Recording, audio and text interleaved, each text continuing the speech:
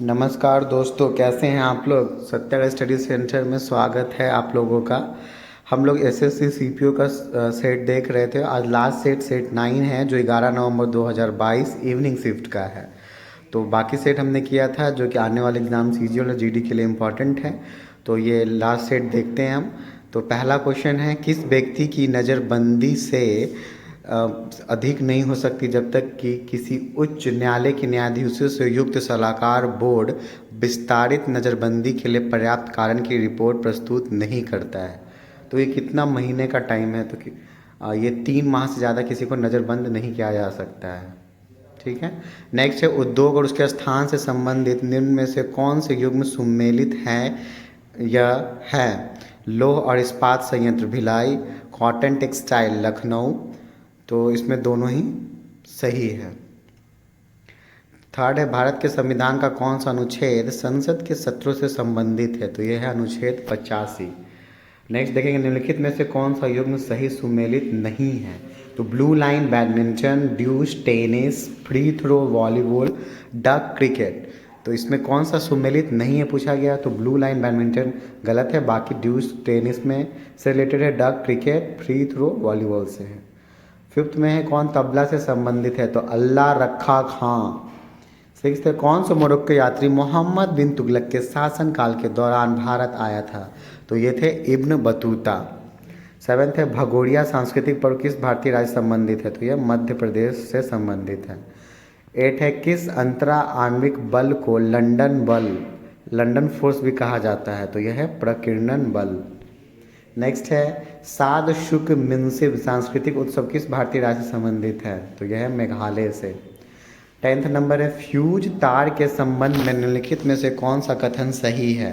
First है, इसमें उच्च गलनांक और उच्च चालकता होती है। सेकंड है, इसमें उच्च गलनांक और निम्न चालकता होती है। थर्ड है, इसमें निम्न गलनांक और निम्न चालकता होती है। फोर्थ है, इसमें निम्न गलनांक और उच्च चालकता होती है। तो इसका सही आंसर है, कौन सा कथन सही है। तो इसमें निम्न गलनांक और उच्च चालकता होती है फ्यूज तार में। 11th नंबर, जम्मू और कश्मीर विधान परिषद को किस वर्ष में समाप्त किया गया। तो 2019 में से समाप्त किया गया है। 12 में कॉलम 1 में दी गई गैसों, कॉलम 2 में दी गई अनेक उनकी गंधों के साथ सुमेलित करना है। तो कॉलम 1 में है CO2। तो ये क्या होता है, एक रंगहीन और गंधहीन गैस है। सेकंड में है H2S। तो ये रंगहीन गैस जिससे सड़े हुए अंड जैसी गंध आती है हाइड्रोजन सल्फाइड से। फिर C में है SO2। तो ये क्या है, रंगहीन और तीक्ष्ण गंध वाली गैस है। 13, आर्य समाज की स्थापना स्वामी दयानंद सरस्वती द्वारा कब की गई थी। तो 1875 में। 14 है, कौन भारतीय राष्ट्रीय कांग्रेस के गठन के समय भारत का वायसराय था। तो लॉर्ड डफरिन। ये क्वेश्चन बहुत बार एग्जाम्स में पूछे गए हैं रिपीटेडली।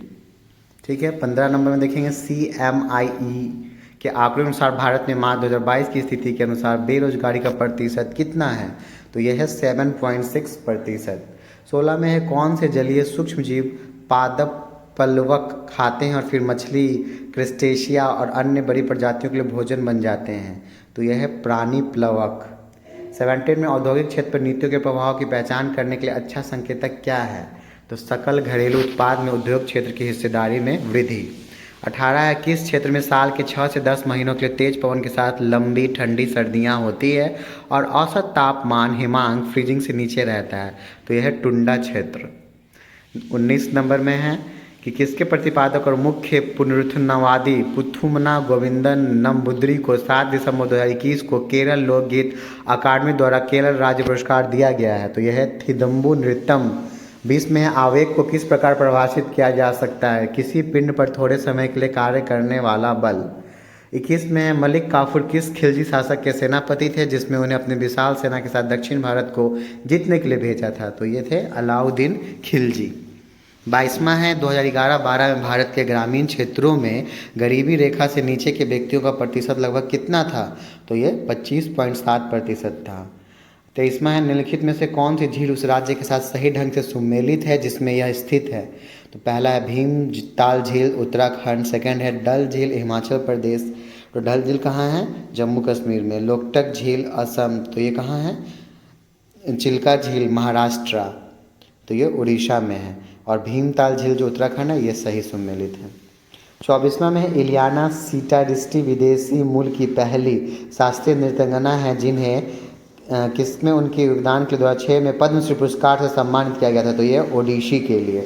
25वां है कौन सा देश आईसीसी अंडर-19 क्रिकेट विश्व कप 2022 में उप विजेता रहा है, तो इंग्लैंड। 26वां है तुजुके जहांगीरी मूल रूप से किस भाषा में लिखी गई थी, तो फारसी। 27 लोधी वंश का अंतिम सुल्तान कौन था, इब्राहिम लोधी। 28वां है स्वतंत्रता समानता और बंधुत्व के सिद्धांतों को किस देश के संविधान से अपनाया गया था, तो ये फ्रांस से।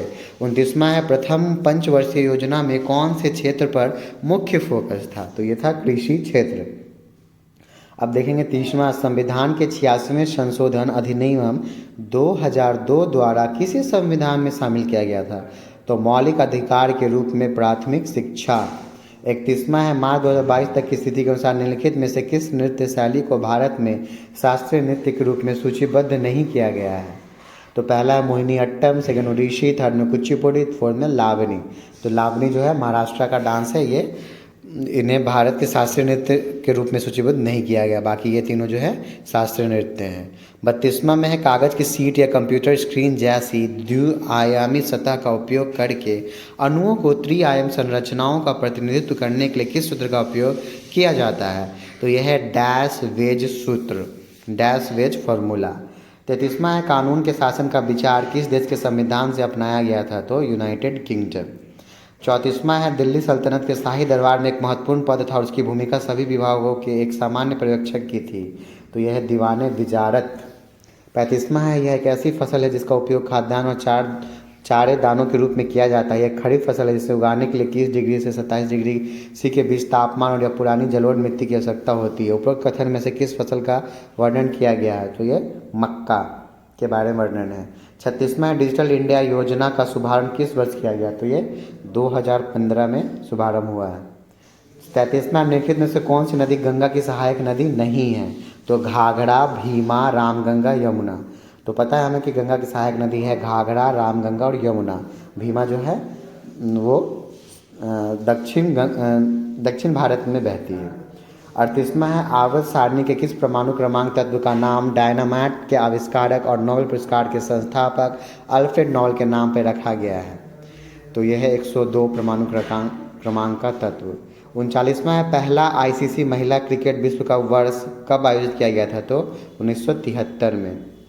40वां है भारत में शीत ऋतु के दौरान वायु के जेट प्रवाह की ऊंचाई कितनी होती है, 9 से 13 किलोमीटर। 41वां है कि कौन दिल्ली सल्तनत के दौरान राज्य के लिए की गई सेवाओं के बदले प्रशासनिक अधिकारियों और रईसों को सुपर्द एक क्षेत्रीय कार्य था, तो ये इक्ता था। 42वां है भारतीय प्राणी सर्वेक्षण द्वारा प्रकाशित field guide birds of India के अनुसार भारत में पक्षियों की कितनी प्रजातियां हैं, 1331 प्रजातियां हैं। 43वां है डूरंड कप, संतोष ट्रॉफी और रोवर्स कप किस खेल से संबंधित है, तो ये सब फुटबॉल से संबंधित है। 44वां है प्रसिद्ध संगीतकार TR महालिंगम किस वाद्य यंत्र के वादन के लिए प्रसिद्ध थे, तो वे बांसुरी के लिए प्रसिद्ध थे। 45वां निम्न में कौन से कथन सही है, जब शरीर के केंद्रीय अक्ष से गुजरने वाला कोई तल जीभ को 2 समान हिस्सों में विभाजित करता है तो इसे रेडियल समरूपता कहा जाता है। सेकेंड है यदि शरीर केवल एक ही तल में समान बाएं और दाएं हिस्सों में विभाजित किया जाता है तो इसे द्विपक्षीय समरूपता कहा जाता है, तो ये 1 और 2 दोनों ही जो कथन है सही है।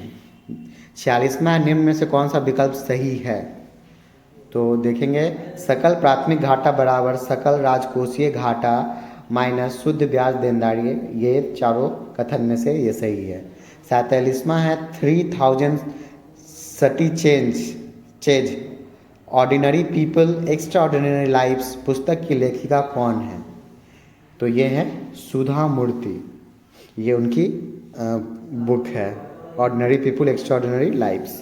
48वां किसने the god of small things पुस्तक लिखी है, तो यह है अरुंधति रॉय, ये बुक बहुत बार एग्जाम्स में आया है, यह बहुत इंपॉर्टेंट है। फिर नेक्स्ट देखेंगे 49 मौलिक कर्तव्यों की सूची में उपधारा C किस भारतीय नागरिकों के लिए भारत की संप्रभुता एकता और क्या बनाए रखने की उसकी रक्षा करने के कर्तव्य को निर्धारित करता है, तो भारत की संप्रभुता एकता और अखंडता को बनाए रखने की और उसकी रक्षा करने के कर्तव्य को निर्धारित करता है। आज का हम अंतिम प्रश्न देखेंगे 50वां, जो हमारी सेट का और सीपीयू में पूछे गए सारे प्रश्न का हमने देख लिया। ये लास्ट क्वेश्चन होगा, जो है क्या, थैलोफाइटा में कौन से पौधे शामिल हैं। तो थैलोफाइटा में कौन से पौधे होते हैं, तो उल्वा, चारा और क्लेडोफोरा। तो ये हमने देखा, ये 50 मतलब हमने कितने सेट देख लिए, 9 सेट देखा हमने। तो हमें लगभग 450 क्वेश्चन जो इम्पोर्टेंट हैं वो हम इसको देख के ज़रूर जाइएगा जब सीजीएल का पेपर देने जाइएगा। हो सकता है 1 आध 2 क्वेश्चन तो ज़रूर ही मिलेगा। तो हमने देखा कि बुक्स भी हर में 1 से 2 बुक्स हर शिफ्ट में आया है, तो सीजीएल के लिए भी इम्पॉर्टेंट है। तो बुक्स एंड ऑथर्स जो है स्टैटिक जीके का ज़रूर देख लीजिएगा। अगर वीडियो अच्छा लगा है तो लाइक और शेयर और सब्सक्राइब करें। धन्यवाद।